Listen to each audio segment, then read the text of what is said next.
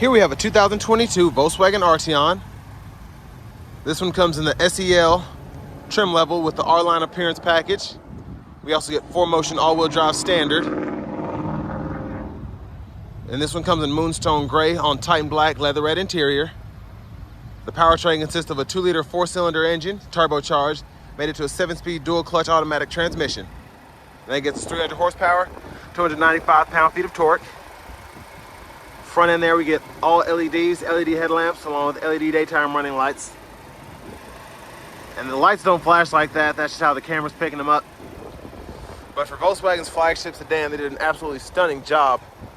Just love the design on these cars. And down here we get 20-inch aluminum wheels. We get passive keyless entry on all 4 doors. And then we have our power door lock controls here. We get 1-touch automatic up and down windows on all 4 doors, rear window lock here. And then we have our power mirror controls here, so you pick a side and then you can adjust, or you could turn it all the way to that side. And the mirrors will power fold. And then we have blind spot monitors as well. And this is how you open the trunk. Headlamp controls are here. Off, auto, corners, and then headlamps are all the way on there. Then you have a little storage pocket here. Then you can adjust your steering wheel by pulling that lever. And then here we have our power driver's seat with power lumbar support. And we do have our memory seat controls down here as well. So you just hit set and then you can adjust it. But I have that seat up front adjusted for someone of my size, being 6'3" with longer legs. So let's check out this rear leg room here.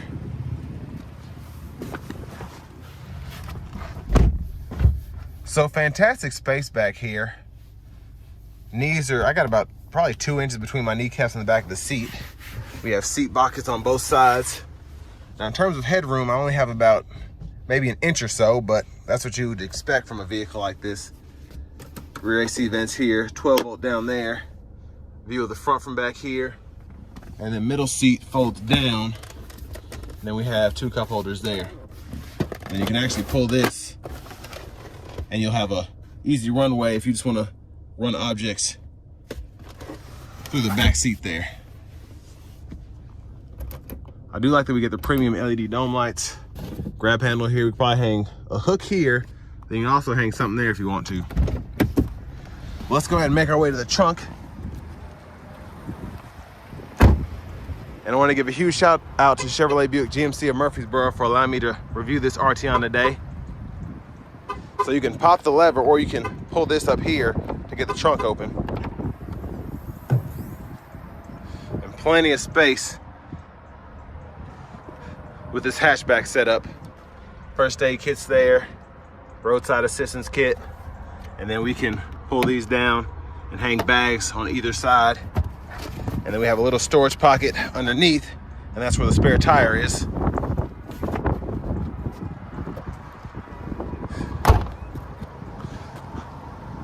But LED taillights as well, absolutely stunning look. There's a view underneath the vehicle. And then fuel filler here. There's the gas cap. Premium is recommended. Actually, I think it's required on this, but you know. Now, if you want even more space, you can pull this here and you can fold the whole seat down instead of just that middle pocket there. But I love that they did that because you can still have your passengers and then run stuff, longer objects through the middle part there with no problem. So a lot of cars don't even allow you to do that anymore. Now over here, the front passenger seat, we also get power with power lumbar. And then we have a lockable glove compartment here.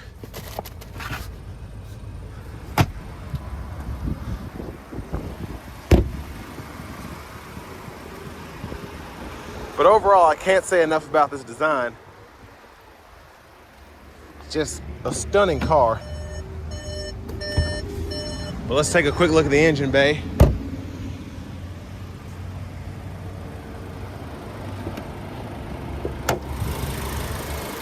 And there's that 2-liter turbocharged 4-cylinder, mostly covered up there.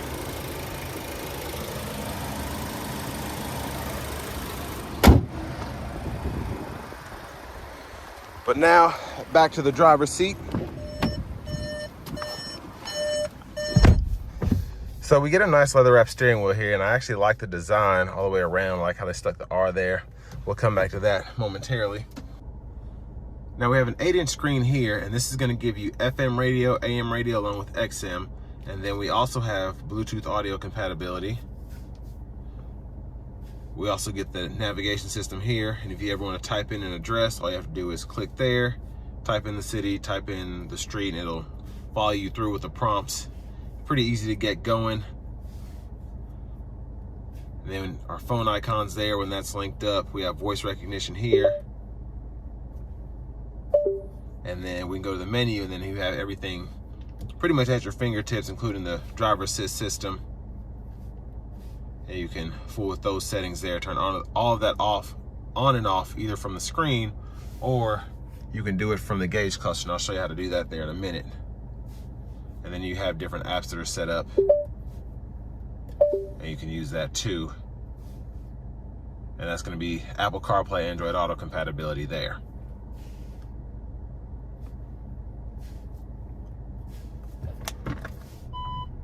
Now the backup camera, decent picture quality, guidelines follow you as you turn the steering wheel. Then we have our hazards right up here. And AC vents are up there as well. Down below here we have our dual zone automatic climate controls, and I actually like how you're able to do this. You can scroll through back and forth to do it fast, or you can toggle up temperatures up and down there. And the same thing with the fan speed. You can adjust that here. You can go up ever so slightly, and then you can just cut the whole system off that way. And then we get 3-stage heated front seats. And then we can adjust where the air is blowing from here. And then actually, after you pull that up, you can adjust it there on the screen. And then you can just, again, toggle the whole system off by hitting that button too.